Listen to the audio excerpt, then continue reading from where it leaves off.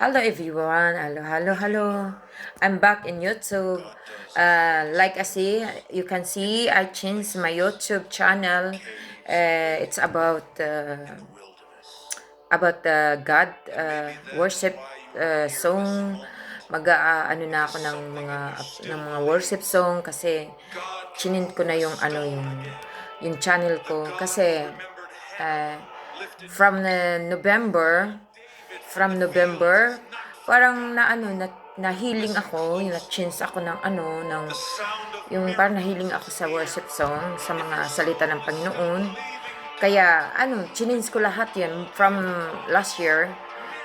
Nag-change na ako, nag-worship ako, sumusunod ako, nagbabasa ako ng mga, ng salita ng Panginoon, at saka para nahiling ka ng Panginoon ba nun? Nahiling ka ng worship song ng mga words kasi napakaganda talaga, no? Pag nagbabasa ka ng mga ng salita ng Panginoon, tapos yung naintindihan mo lahat nangyari sa past document, mga document na na old, lahat, kaya magpo-post na ako pabalik ng mga video, pero it's worship song, it's salita ng Panginoon.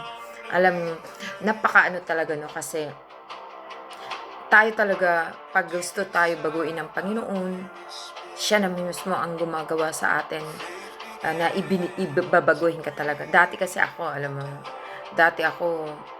party girl, tapos sexy man damit, tapos pala ayos talaga ako dati. Pero alam nyo, hindi dyan nahanap ko ang happy sa puso, kapayapaan. Hindi pa rin. Kaya hinahanap ko yung sarili ko dati.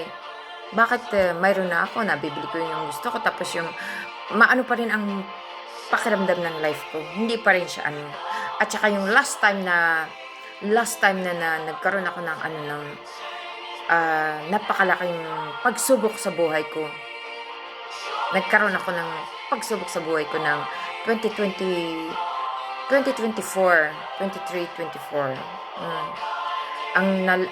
Walang nakaalam sa mga ko. Lang, only God. Siya lang ang siya lang kinakausap ko. Yung hiling ko sa Kanya na tanggalin niya ang bigat sa dibdib ko. Tinanggal niya. Kaya ako naman ay babalik sa Kanya. Magbabalik sa Kanya ng kabutihan at sumusunod din ako sa Kanya ngayon. Kasi napatunayan ko na only God na pwedeng umano sa atin sa time na down tayo. Only God. Kaya kung sino man dyan ang nawawala ng pag-asa o nabibigo, nadadapa, bangon kayo uli. Lumapit kayo sa Kanya at siya lang ang makakatulong sa atin. Have a nice day, everyone.